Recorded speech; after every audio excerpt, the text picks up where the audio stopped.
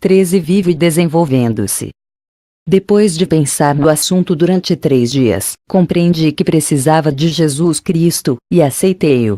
Agora minha vida está entregue ao Senhor, e tenho mais poder, o qual me é dado por Deus. Quem fez tal declaração? Alguém que se encontrava num nível de vida inferior, lutando para obter fama e posição. Não. Foi um jovem e simpático atleta da Universidade do Sul da Califórnia, John Naber, que recebeu honrarias internacionais, conquistando 4 medalhas de ouro nos Jogos Olímpicos de 1976. John Naber disse que estivera buscando algo de mais significativo em sua vida. Depois de assistir a uma de nossas reuniões, começou a despertar para o conhecimento de Jesus Cristo. E ele nasceu de novo. Muitas e muitas pessoas célebres, principalmente no campo dos esportes, nos meios artísticos e políticos, estão relatando sua experiência de como se tornaram vivas em Cristo. Embora seja emocionante ouvirmos tais relatos, existem também alguns perigos, como já mencionei antes, para um neófito que tem pouca instrução na palavra de Deus. Contudo, não posso deixar de rejubilar-me por todos eles, e creio que Deus tem se movido poderosamente, alcançando pessoas de dons e talentos extraordinários em todo o mundo. E Ele está usando muitas dessas pessoas para ganhar outros para Cristo. Certo artigo de jornal disse que há evidências de um avivamento religioso atualmente em toda parte, e depois relaciona várias personalidades famosas que sabiam indicar o momento exato de sua transformação espiritual com relatos muitas vezes incríveis de como nasceram de novo. Alguns dizem que já encontraram Jesus Cristo. Outros nasceram de novo. Outros explicam que experimentaram uma sensação como a de um choque elétrico. Em ambos os casos, os novos crentes tiveram transbordantes sensações de amor e gozo. Dean Jones, um ator que tem feito muitos filmes de Walt Disney, conta: eu atuava num festival de verão em Nova Jersey e fora para meu quarto para estar sozinho. Nada me satisfazia.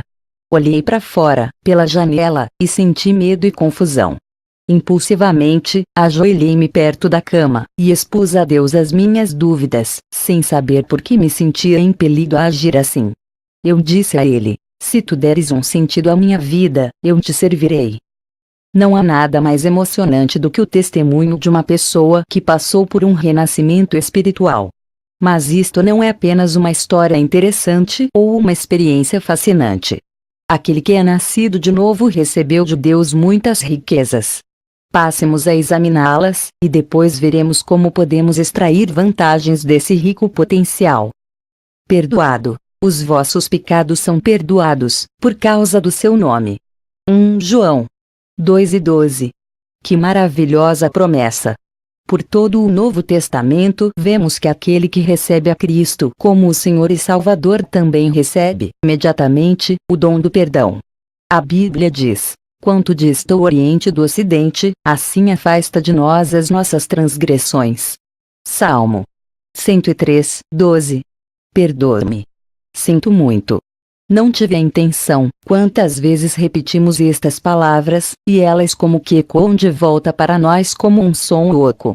Mas o perdão de Deus não é uma afirmação casual, é o aniquilamento completo de toda a impureza e degradação de nosso passado, presente e futuro.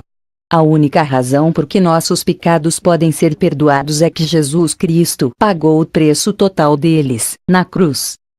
Sentimentos de culpa têm servido de base para muitos enredos dramáticos. É famosa a frase do Macbeth, de Shakespeare: fora, maldita mancha. Fora. Os sentimentos de culpa têm sido ponto focal de aconselhamento psiquiátrico de inúmeras pessoas.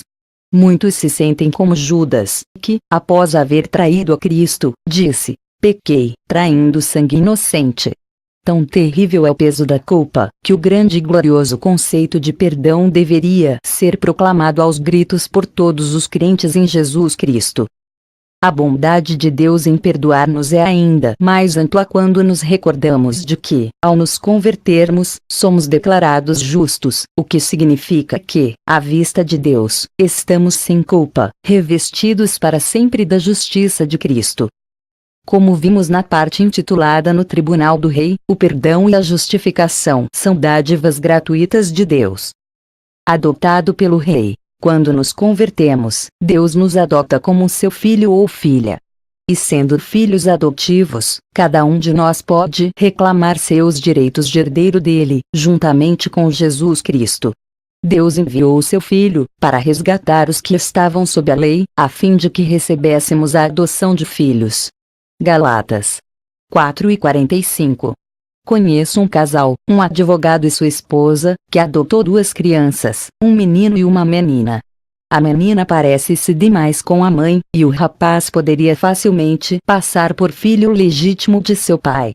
O fato de haverem eles sido escolhidos por seus pais deu-lhes um grande senso de segurança e amor. Ser considerado filho do Senhor do Universo é algo de muito grandioso. A habitação do Espírito Santo. Quando nos convertemos, o Espírito de Deus imediatamente passa a viver em nós. Antes de Jesus Cristo subir aos céus, ele disse: E eu rogarei ao Pai, e ele vos dará outro Consolador, a fim de que esteja para sempre convosco, o Espírito da verdade, vos o conheceis, porque ele habita convosco e estará em vós. João 14:16, 17. Quando Cristo vivia nesta terra, ele só podia estar com um pequeno grupo de pessoas, de cada vez.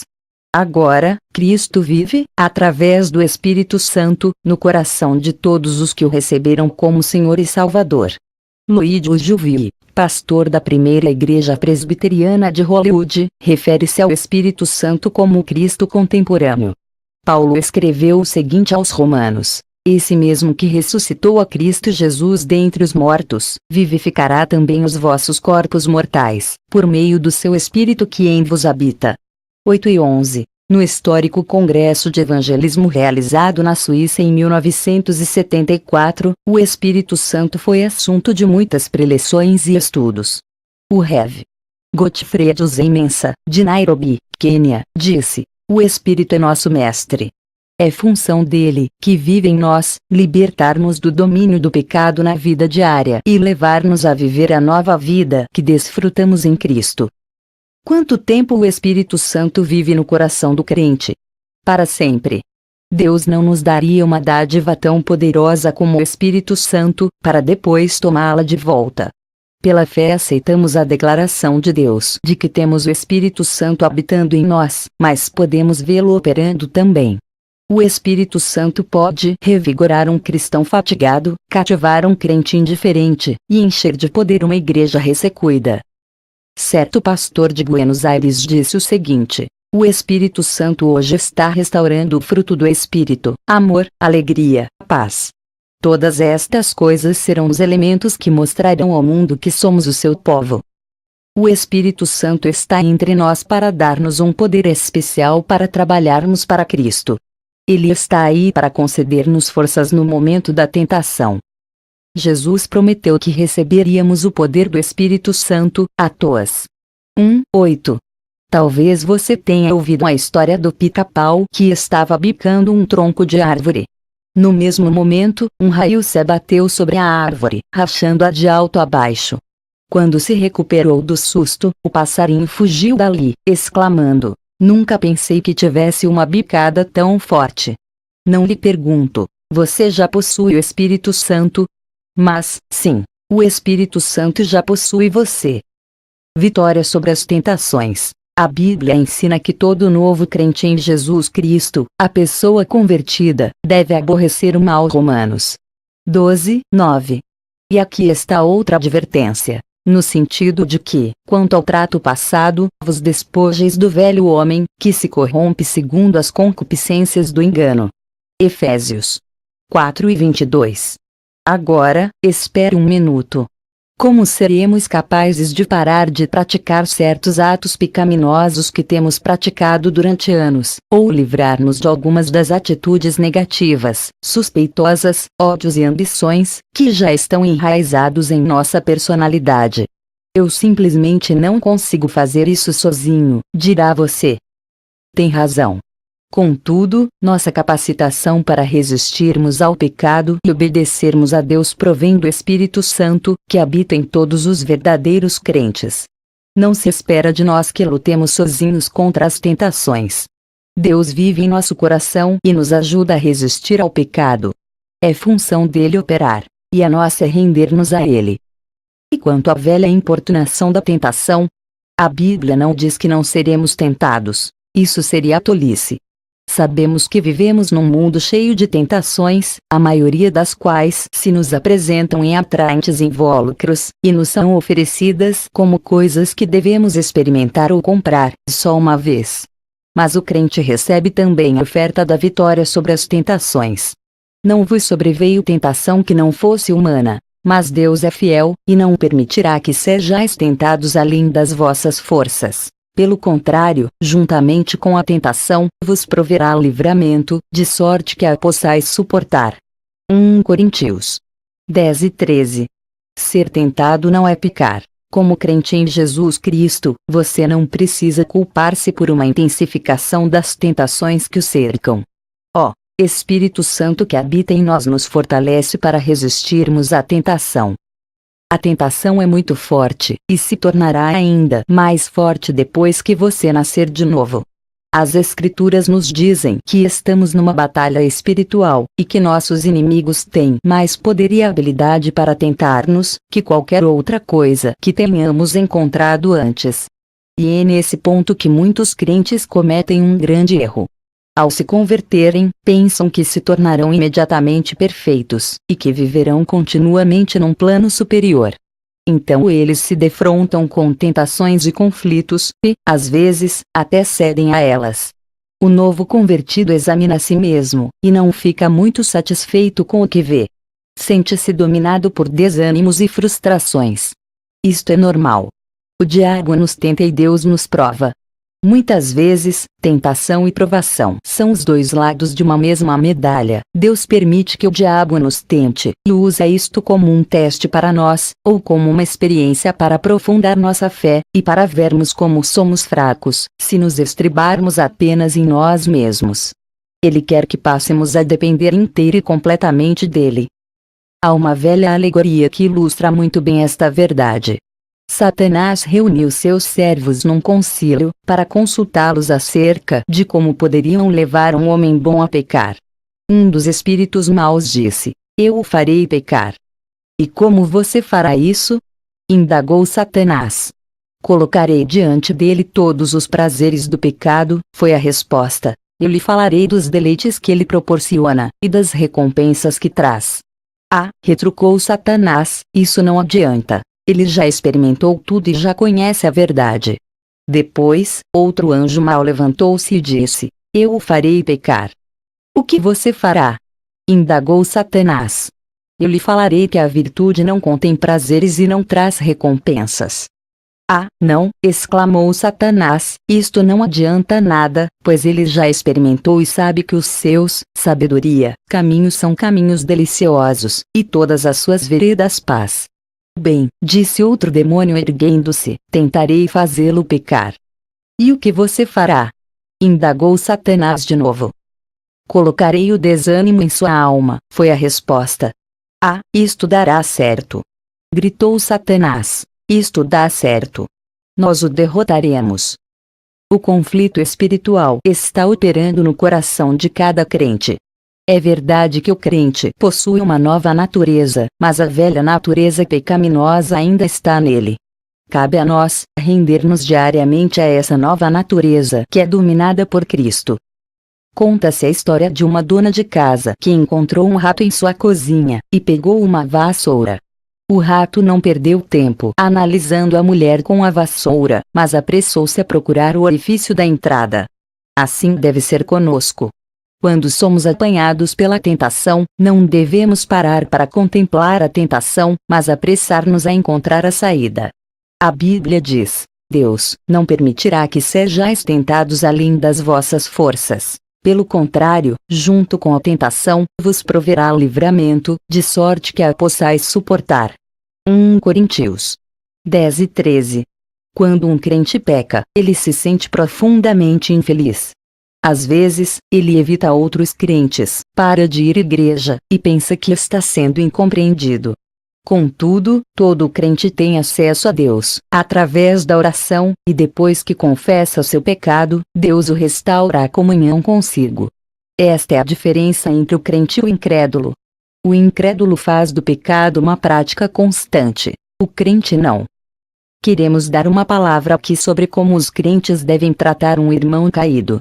Alguns anos atrás, fiquei conhecendo um jovem universitário que se convertera recentemente, abandonando o vício de drogas. Pouco depois de sua conversão, ele aqueceu em tornar-se informante de um agente de delegacia de tóxicos, que desejava prender os traficantes da área. Seus amigos crentes advertiram-no do perigo da situação, mas ele já dera sua palavra ao agente, e o inevitável aconteceu. Ele anulou seu testemunho cristão, pois teve que fingir-se de viciado, a fim de convencer o traficante de que era mesmo toxicômano, e em certo momento teve que tomar 2 doses de heroína. Incidentalmente, as 2 doses tiveram sobre ele um efeito contrário ao que produziam antes de sua conversão, pois em vez de lhe proporcionarem sensações agradáveis, deram-lhe uma violenta crise. No domingo anterior ao dia em que deveria deixar a escola e voltar para casa, ele se levantou perante a classe de escola dominical e relatou-lhes o que acontecera. O traficante fora preso, e embora aquele jovem tivesse destruído seu testemunho, ele desejava que os colegas soubessem que ele ainda era crente e seguidor do Senhor. De pé, diante da classe, ele uniu 2 dedos e explicou: "Eu e Jesus somos assim." Isto deu ao professor oportunidade de ensinar aos alunos como deveriam tratar um irmão aparentemente caído. Durante o tempo em que ele estava tentando auxiliar o agente de tóxicos, todos os crentes da faculdade haviam pensado que ele apostatara da fé, e passaram a tratá-lo friamente. Na verdade, quando vemos um irmão cair, ou quando pensamos que caiu, devemos, como o bom samaritano, abaixar-nos, ajudá-lo a erguer-se de novo, e fazer tudo o que pudermos para encorajá-lo, orar por ele, e mostrar-lhe que o amamos e acreditamos nele. O crente detesta o pecado e quer viver de acordo com os mandamentos de Deus. Paulo diz que nós, os crentes, não andamos segundo a carne, mas segundo o Espírito. Romanos 8:4. O Espírito Santo que habita em nós convence-nos de várias maneiras. O crente começa a perceber que as piadas imorais que antes eram parte de seu repertório agora lhe engasgam na garganta. As festinhas que antes eram tão interessantes e engraçadas, agora são monótonas e desinteressantes. Eu e Ruth temos ido a muitas festinhas em várias partes do mundo. Sempre bebemos apenas refrigerantes e procuramos dar nosso testemunho. O primeiro converso da Cruzada de Nova York resultou diretamente de nossa ida a uma dessas festas, a bordo de um navio, regressando do Japão, no início da década de 50. Tais ocasiões podem proporcionar-nos grandes oportunidades de testemunho cristão. Muitas vezes acontece de inúmeras pessoas se agruparem ao nosso redor, fazendo-nos perguntas acerca da vida espiritual. Foi desse mesmo modo que Jesus conversou com publicanos e pecadores, tendo sempre em vista um propósito definido. Por outro lado, se vamos a uma festa apenas para nos reunirmos com aquele grupo, muitas vezes ela termina se tornando maçante, e ainda corremos o risco doloroso de ouvir alguém usar de palavrões ou tomar o nome do Senhor em vão. As decisões de um recém-convertido são tomadas de uma perspectiva diferente. Ele pode entregar-se ao pecado e sentir-se infeliz nele, ou entregar-se a Deus. O conselho de Paulo é excelente. Rogo-vos, pois, irmãos, pelas misericórdias de Deus, que apresenteis os vossos corpos por sacrifício vivo, santo e agradável a Deus, que é o vosso culto racional. E não vos conformeis com este século, mas transformai-vos pela renovação da vossa mente, para que experimenteis qual seja a boa, agradável e perfeita vontade de Deus. Romanos 12:1-2. A transformação pela renovação da mente pode acontecer rápida e dramaticamente, como o viciado que imediatamente experimenta a crise da cura, ou pode passar a integrar nosso estilo de vida de uma forma mais gradual. Crescendo lentamente, quase imperceptivelmente, mas crescendo, muitas pessoas atingem a maturidade cristã com grande rapidez. Outras, o fazem de forma mais lenta, quase imperceptível. Certa vez vi na televisão um filme de uma flor brotando, primeiro em botão e depois abrindo as pétalas. Todo o processo fora filmado em câmera lenta, durante longo período de tempo. Se fôssemos observar a mesma coisa a olho nu, teríamos que passar ali vários dias. Da mesma forma, observamos nossa vida de um dia para o outro, e muitas vezes nos desanimados com o seu lento crescimento. Mas se esperarmos 1 ou 2 anos, e depois examinarmos de novo, veremos o quanto já crescemos. Nós nos tornamos mais bondosos, mais simpáticos, mais amorosos. Amamos mais a Bíblia. Gostamos de orar. Somos testemunhas fiéis. Nunca alcançaremos aquele ponto de maturidade plena em Cristo, enquanto não o virmos face a face. Súbitas ou graduais, as mudanças que ocorrem na vida de um convertido são parte de seu crescimento. Ele não nasce adulto, mas nasce com as energias de uma nova vida que o conduzirão ao amadurecimento, com o passar do tempo. Este crescimento é espiritual e moral. É como o desenvolvimento de um bebê que primeiramente engatinha, depois dá passos trôpegos, depois caminha livremente, e por fim corre. Este processo leva tempo, estudo, paciência e disciplina. Uma pessoa pode tentar imitar o crescimento cristão por um esforço de religiosidade, mas o resultado é um modelo em gesso do Davi de Miguel Ângelo. É falso e quebra-se à toa. Um grupo de estudantes da Universidade de Harvard tentou certa vez enganar o famoso professor de zoologia, Agassiz. Tomaram partes de vários insetos e, com grande habilidade, conseguiram juntá-las, criando um novo inseto que, segundo criam, iria confundir o mestre. No dia determinado levaram-no para ele, e pediram-lhe que o identificasse. Enquanto ele examinava detidamente o espécime em sua frente, os alunos ficaram mais confiantes de que realmente haviam conseguido iludir o gênio. Por fim, o professor Agassiz ergueu a cabeça e disse: "Já o identifiquei." Mal podendo controlar o riso, eles lhe perguntaram o nome. Agassiz respondeu: "É impostor." Uma pessoa que possui a verdadeira vida de Deus logo consegue reconhecer a fraude, e pensa: impostor. O novo convertido é um bebê em Cristo. E qualquer bebê precisa ser alimentado para crescer. Ele deve ser protegido porque nasceu em um mundo repleto de inimigos. Sua principal batalha será contra o mundo, a carne e o diabo. É por isso que ele precisa do encorajamento de sua família, dos amigos cristãos, e principalmente da igreja. Ao tempo de seu nascimento, o Filho de Deus tem à sua disposição grandes riquezas e uma herança maravilhosa, mas leva algum tempo para que ele fique sabendo de tudo isso. O mais importante no início dessa nova vida é ser alimentado e fortalecido. Damos abaixo alguns dos mais importantes elementos de nutrição que há. Adquira uma Bíblia. Se você já possui uma Bíblia, ótimo. Contudo, se as Escrituras se lhe apresentam como um mundo completamente novo, eu o aconselharia a obter uma das traduções modernas, que serão de mais fácil entendimento. É importante que comece a lê-la pelo Novo Testamento. O Evangelho de João é um bom livro para iniciar a leitura. Procure saturar-se da Palavra de Deus. Não se preocupe se não compreender tudo o que lê, pois não entenderá. Ore antes de começar, pedindo ao Espírito Santo que torne a leitura bem clara para você. As Escrituras representam a maior fonte de esperança que encontramos neste mundo desesperado. Pois tudo quanto outrora foi escrito, para o nosso ensino foi escrito, a fim de que, pela paciência, e pela consolação das Escrituras, tenhamos esperança. Romanos 15:4. Memorize trechos da Palavra de Deus. Guardo no coração as tuas palavras, para não pecar contra ti. Salmo 119:11. Procure encontrar versos das Escrituras que venham de encontro às suas necessidades e problemas, e copie-os num cartão. Coloque o cartão no bolso ou na bolsa, e leia-lo com frequência. Repasse-o diariamente, e, no fim da semana, já o saberá de cor. Satanás é um grande desencorajador. Ele não quer que leiamos a Bíblia nem que a memorizemos.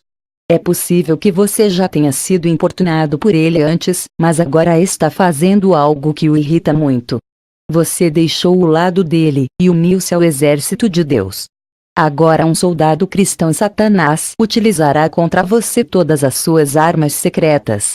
De agora em diante, você estará nadando contra as correntes dos males deste mundo. Mas você poderá superar tudo que ele atira contra você com a armadura que Deus lhe dá, a espada do Espírito, que é a palavra de Deus. Efésios 6:17.